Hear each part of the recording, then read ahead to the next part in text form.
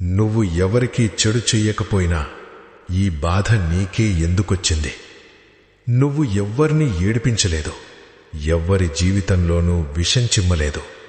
అయినా ప్రతి గాయం నీకే ఎందుకు తగులుతుంది? ఇదేమి న్యాయం? కాని ఒక విషయం అర్థం చేసుకో.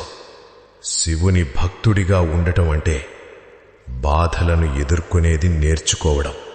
శివుడు ఎవర్ని తనవాళ్లనుకుంటాడో మొదట వారి కర్మల లెక్కను తీర్చేస్తాడు.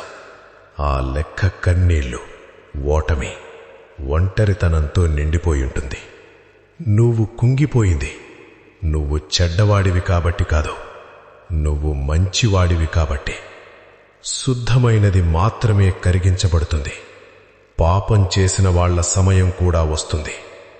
కాని శివుని ఆశీర్వాదం పొందినవాడు ముందుగా అగ్ని